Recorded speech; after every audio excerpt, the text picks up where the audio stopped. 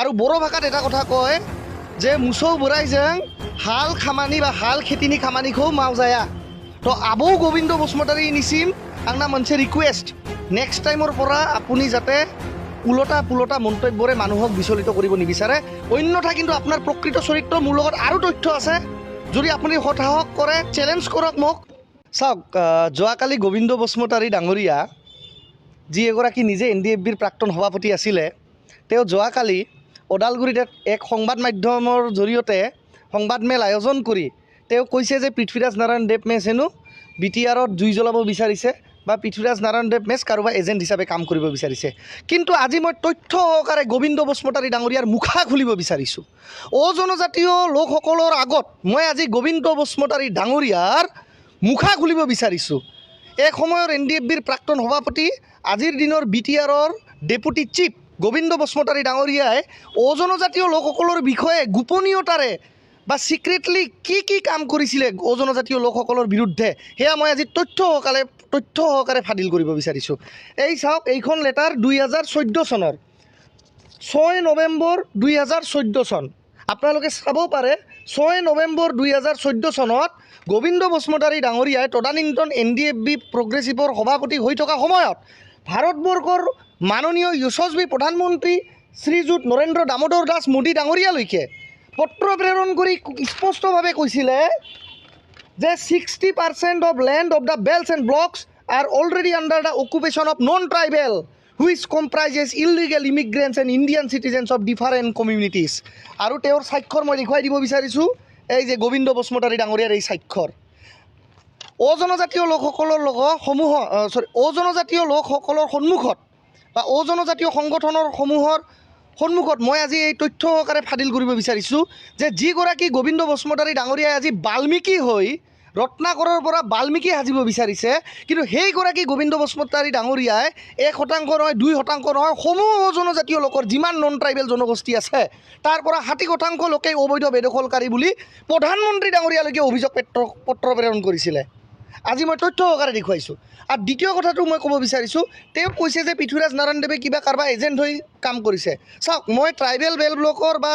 বেল ব্লকক লৈ যি মন্তব্য প্ৰকাশ কৰিছিলোঁ তাক লৈ মই অলৰেডি স্পষ্টীকৰণ এবাৰ নহয় দুবাৰ তিনিবাৰ বিভিন্ন সংবাদ মাধ্যমৰ জৰিয়তে আৰু আনকি মোৰ ফেচবুক প্ৰফাইলৰ জৰিয়তেও মই মোৰ দুখ প্ৰকাশ কৰিছোঁ যে মোৰ ভাষ্যৰ একাংশ কাট কৰি বজোৱাৰ কাৰণে কিছু সংগঠনসমূহে বা জনজাতীয় লোকসকলে দুখিত হৈছে তাক লৈ মই দুখ প্ৰকাশ কৰিছিলোঁ আৰু তাক লৈ মই মৰ্মাহত কিন্তু তাৰ পিছতো মোৰ ক্লিয়াৰিফিকেশ্যন দিয়াৰ পিছতো গোবিন্দ বসুমতাৰী ডাঙৰীয়াই কালি মাজত টপককৈ মানে আকাশৰ পৰা টপকি আহি সংবাদমেল দিয়াৰ উদ্দেশ্যটো কি আজি তেওঁ নিজৰ চৰিত্ৰটো জনজাতীয় লোকৰ আগত বিৰাট ভাল দেখুৱাব বিচাৰিছে নেকি তেওঁতো আজি ক'ব গ'লে বড়ো জাতিৰ জেলেনী আংগাৰ বড়ো জনগোষ্ঠীৰ যিমানখিনি প্ৰাক্তন NDFB আছে তেওঁলোককতো ঠগিলে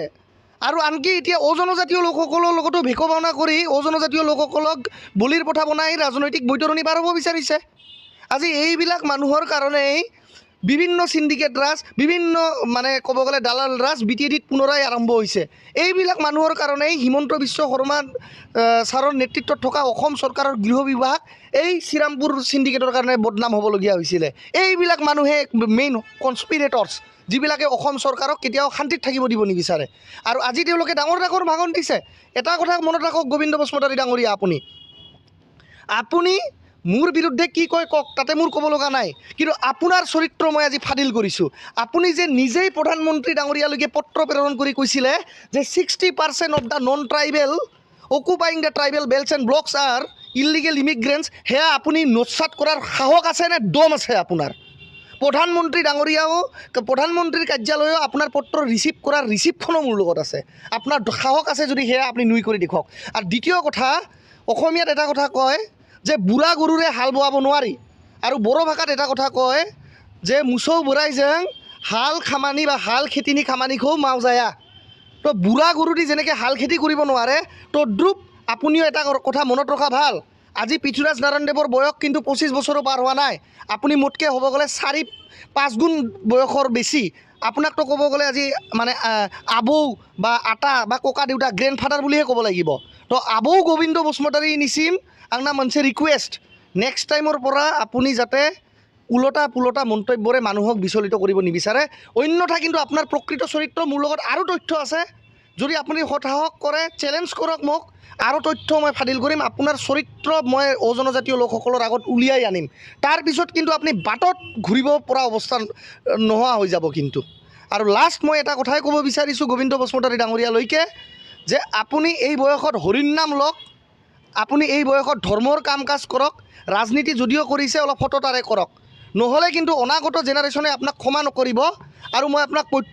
মুকলি প্ৰত্যাহ্বান দিছোঁ, আপুনি মোক কৈছে যে পৃথ্বীৰাজ নাৰায়ণ দেৱ মেছ কাৰোবাৰ এজেণ্ট বা পৃথ্বীৰাজ নাৰায়ণ দেৱ মেছ কাৰোবাৰ মানে সংগঠনৰ হৈ কাম কৰিছে, তেওঁ মধ্যস্থতা কৰিছে, কিন্তু তেওঁ স্বীকৃতি পোৱা নাই। আৰে ভাই গোবিন্দ বসুমতাৰী ডাঙৰীয়া,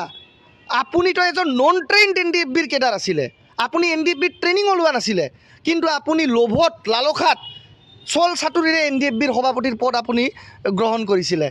আৰু আজিৰ দিনত মই তাক স্পষ্টভাৱে কৈছোঁ, NDFBৰ যিমান প্ৰাক্তন সদস্যসমূহ আছে, প্ৰাক্তন NDFBৰ সদস্যসমূহ আপোনাৰ সমৰ্থনত আছে নে মোৰ সমৰ্থনত আছে, এটা স্পষ্টভাৱে মুকলি মঞ্চত যুক্তিতৰ্ক হওক। মই আপোনাক প্ৰত্যাহ্বান জনাইছোঁ, যদি গোবিন্দ বসুমতাৰী ডাঙৰীয়াৰ লগত মোতকৈ বেছি প্ৰাক্তন NDFBৰ সদস্যসমূহৰ সমৰ্থন আছে,